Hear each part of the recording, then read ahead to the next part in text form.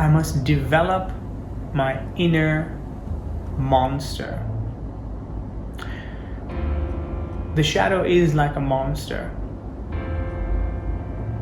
And when we say develop the inner monster, what we mean is be able to use it, be able to allow it to grow in a healthy way inside you, be able to allow it out little by little. One of the ways of developing the inner monster, probably one of the most important ways of integrating the shadow, because a lot of people have a problem with this.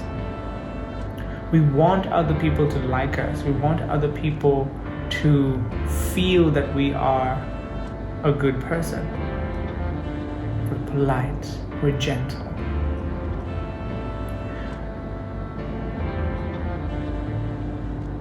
We seek, so I'm not sure how to express this. We seek other people's approval.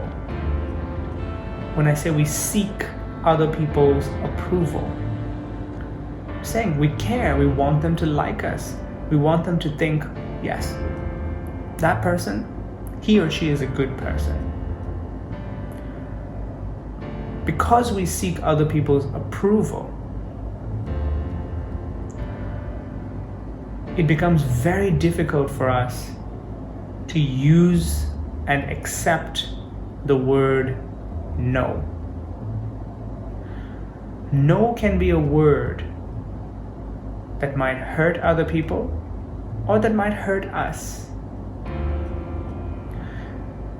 By developing the inner monster, we become more and more comfortable with the word no.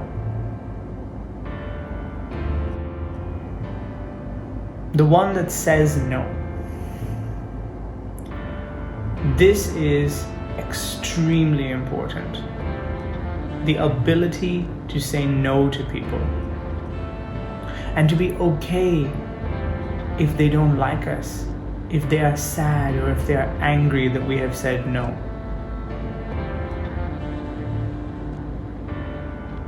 If we don't want to do certain things, and we feel that other people are giving us pressure, or other people are asking us, even if it's politely asking us to do things that we don't want to do, maybe they are against what we believe in. They are things that we don't agree with. We are busy. We have other things that are more important to us. We don't value that person. That person is not important to us. By saying no to other people, by saying that we don't want to help them do what they want to do, we don't want to give them our time, our energy, we develop our inner monster. Our inner monster becomes stronger and stronger. We slowly learn to integrate our shadow. Our shadow is the part of us that does say no, that can say no and is okay with saying no. We don't need to always please other people and make them happy, especially if it doesn't make us happy as well. I'm not saying that we should say no all the time. There are situations where you have to do things that you don't want to do, but these are calculated decisions. These are decisions that will benefit us in the future.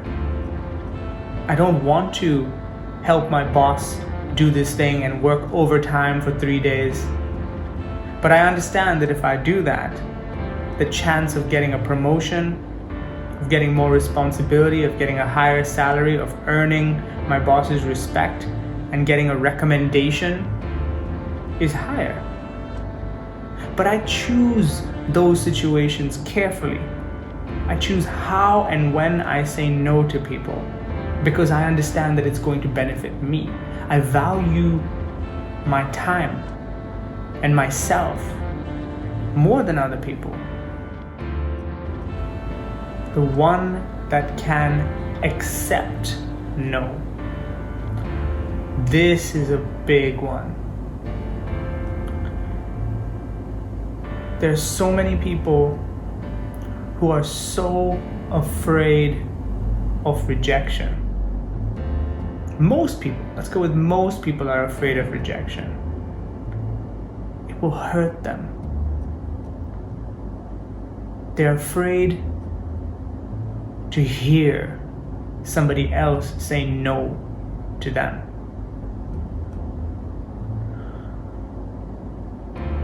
They often will not take advantage of opportunities. They will not try new things. They will not ask people to help them because they can't accept the word no. They're afraid that other people are going to say no to them.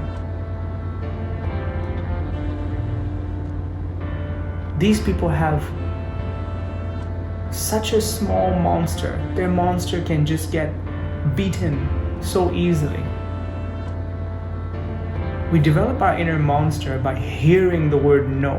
Every time we hear the word no, the monster gets stronger because we learn to become okay that other people also have their own life. They also have things that are important to them, and they don't have to say yes as well. They teach us how to say no. We learn from other people who have developed their own inner monsters, who have integrated their own shadow, that saying no is fine. And this allows us to tell other people no as well. I'm not saying that if somebody says no to you, you should always say no to them. That's stupid. But you learn in which situations it's okay to say no.